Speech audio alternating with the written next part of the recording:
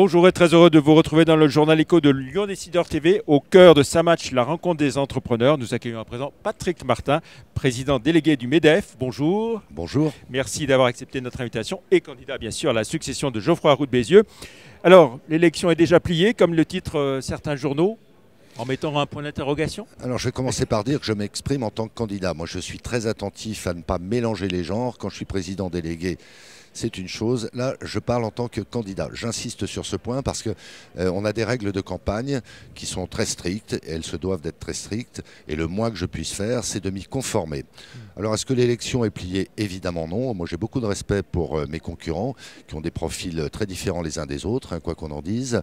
Et je considère que la campagne se terminera le 5 juillet au soir. En tout cas, moi, je m'emploie à labourer le terrain parce que c'est le moins qu'on puisse faire là aussi. Il faut écouter, il faut respecter les électeurs. Je vais peut-être vous choquer, l'élection ne se fait pas dans les médias, elle se fait auprès des électeurs. Ah non, non, ça ne me choque pas du tout. Alors, vous avez reçu le soutien des présidents de l'UIMM, de la Fédération française du bâtiment, à titre personnel, mais soutien quand même. On a eu le renoncement donc d'Alexandre Sobo, candidat malheureux de 2018. Qu'est-ce qui pourrait aujourd'hui vous empêcher d'être président, élu président le 6 juillet ? Moi, à nouveau, j'ai des concurrents qui sont, je ne vais pas dire redoutables, hein, puisque j'ai de l'affection pour eux, mais qui sont parfaitement crédibles. Je crois que le vrai enjeu, ça va être de situer la campagne à un bon niveau, parce qu'il y a des attentes très fortes de la part de nos électeurs, en termes de positionnement, mais ça n'est pas l'essentiel, en termes de fond. Hein. Et donc, l'enjeu que j'ai devant moi, et je m'emploie à le traiter, c'est de développer des arguments qui collent bien aux attentes de nos adhérents, et puis surtout qui nous projettent vers l'avenir. Et pour ce qui me concerne, c'est autour d'une vraie ambition pour la France. Alors Dominique Carlac, est-ce que c'est votre adversaire le plus difficile, hein, une femme? On sait que la CGT, la CFDT vont être dirigées par des femmes. Une femme à la tête du MEDEF aussi. Est-ce que c'est un argument qui peut faire mouche? Écoutez, moi, je ne me place pas sur ce terrain-là. Je vais commencer par vous dire que beaucoup de femmes, d'ores et déjà, m'ont exprimé leur soutien, que l'équipe que je présenterai sera largement féminisée. Mais je crois comprendre, de la part des femmes elles-mêmes, de celles qui me soutiennent en tout cas, que bien sûr, c'est à prendre en compte. Il faut que nous féminisions plus encore nos instances. Nous l'avons déjà beaucoup fait.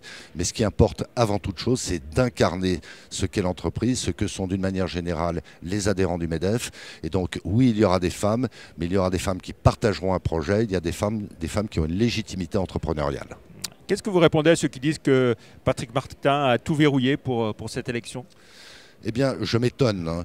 Je m'étonne que les mêmes aient participé finalement à l'élaboration de ces règles électorales qui ont été votées il y a 4 ans à 98% et qui ont été donc validées par les intéressés qui, dorénavant, considèrent que ces règles sont faussées. Moi, je suis légitimiste, j'allais dire je suis républicain, je m'applique à moi-même ces règles. C'est me prêter une influence que je n'ai pas, malheureusement pour moi, que de considérer que les dés sont pipés. Alors Pierre Gattaz, président du MEDEF, avant Geoffroy Roux de Bézieux, souhaite un MEDEF plus combatif, moins en accompagnement du gouvernement, dit-il. Est-ce que c'est une pierre dans votre jardin et ensuite de Geoffroy Roux de Bézieux forcément? Non, alors moi je ne commande pas les commentaires, hein. J'ai une bonne relation avec Pierre Gattaz, mais très sincèrement, et c'est la sensibilité largement dominante dans nos rangs, je crois que nous pouvons saluer le travail fait par Geoffroy Roux de Bézieux. Alors il y a des formes d'expression qui ont pu frustrer certains de nos adhérents, mais écoutez, nous sommes entrepreneurs, ce qui importe ce sont les résultats. Quand je vois la baisse des impôts de production, quand je vois l'assouplissement du droit social, quand je vois ce que l'on a fait, ce qu'il a fait de remarquable pendant la période Covid, je veux parler du PGE, je veux parler du Fonds de solidarité, je veux parler de l'activité partielle de longue durée qui ont permis avec une bonne relation avec le gouvernement de sauver les entreprises françaises, de sauver les emplois. Très sincèrement, situons le débat au bon niveau, c'est un excellent mandat. Oui. C'est parce que vous êtes trop proche du gouvernement que ce matin, les invités de cette manifestation ont été accueillis par une casserolade ici à la Sucrière. Qu'est-ce que ça veut dire être proche du gouvernement? Ça n'est pas une fin en soi pour le MEDEF d'être proche ou au contraire éloigné du gouvernement. Il y a un principe de responsabilité. Je le redis, ce qui importe pour nos adhérents, en tout cas c'est ma conviction, c'est que nous soyons efficaces. Au cas par cas, oui, nous sommes proches du gouvernement, je viens de le dire, pendant la période Covid, et j'assume. Dans d'autres circonstances, nous sommes moins proches du gouvernement.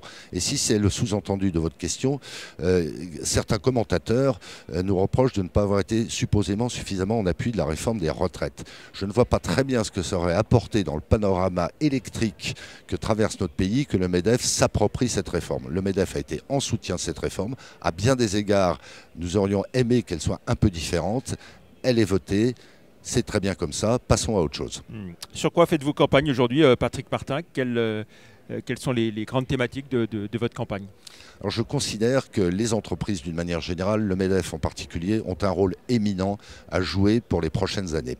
Dans le débat très confus, un peu idéologique, très polémique, hystérisé à certains égards que nous connaissons, nous avons toute légitimité parce que les entreprises ont la confiance des Français à porter un certain nombre d'idées. Pour ce qui me concerne, moi j'assume complètement la thèse de la croissance responsable. Il nous faut de la croissance pour générer de la richesse, pour payer la décarbonation, pour apporter du pouvoir d'achat, pour créer des emplois. Mais au-delà de ça, il faut que nous dressions des perspectives. De nouveau, je pense que le MEDEF est légitime à le faire. Il faut donner une ambition pour la France, il faut que nous sachions nous projeter nous-mêmes, mais autant que possible projeter notre pays vers un horizon qui est exigeant, 2030, 2050, et les entreprises vont être très contributrices. Le MEDEF doit jouer toute sa part, je jouerai toute ma part dans ce débat. Renouer les fils du dialogue social après le 1er mai, selon l'agenda présenté par Elisabeth Borne, c'est en bonne voie avec quelques organisations réformistes, ou alors il faut considérer que la mécanique est durablement grippée? Alors je le redis, il faut que nous travaillions en bonne intelligence avec le gouvernement, pour autant qu'il respecte nos positions et nos valeurs. Mais la thèse que nous portons et qui a été mise en œuvre encore récemment avec la signature de l'accord national sur le partage de la valeur, c'est la thèse du dialogue autonome. Il faut que nous ayons une bonne relation avec les organisations syndicales, chacun défendant ses positions, avec dans un certain nombre de cas des désaccords qui interdisent d'aboutir à un compromis entre nous. Mais à nouveau, dans le climat général du pays, il faut que des acteurs responsables et certaines organisations syndicales le sont évidemment, le MEDEF d'autre part, dialoguions parce que nous avons une vraie contribution à la prospérité de notre pays, à l'avenir de notre pays.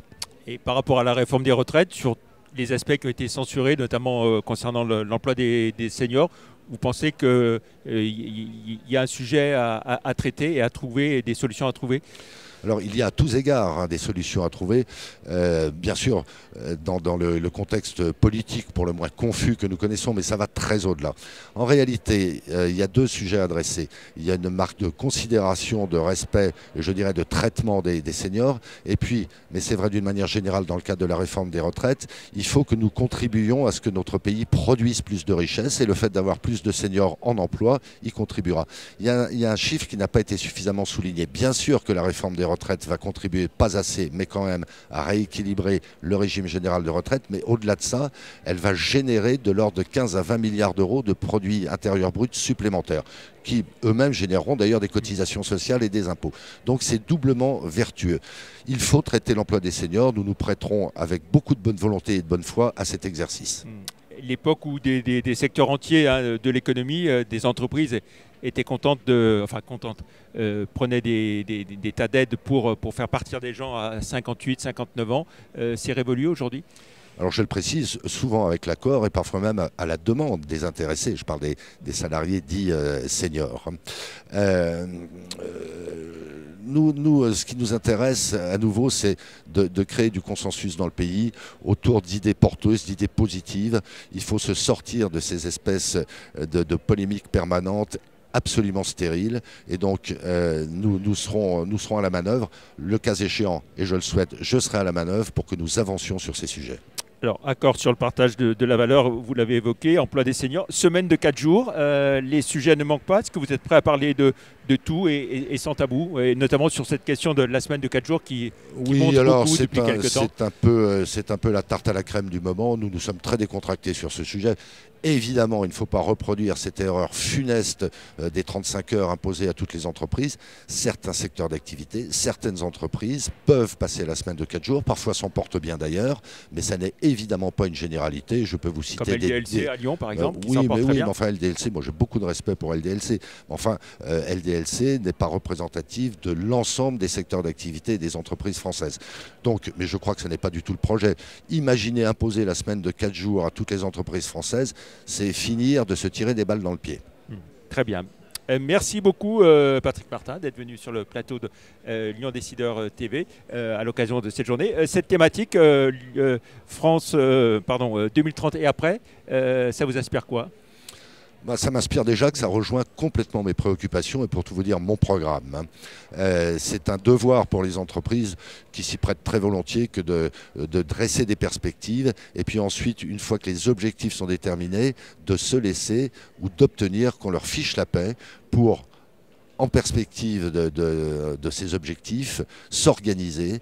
Il faut de la neutralité sur un certain nombre de sujets, là où l'État a une propension, l'Europe elle-même aussi, a une propension monomaniaque en quelque sorte à tout vouloir régenter jusque dans les moindres détails. Que l'État commence déjà à bien fonctionner lui-même. Très bien. Merci beaucoup Patrick Martin d'être venu dans l'Union Décideurs TV, le journal Écho. Merci, au revoir.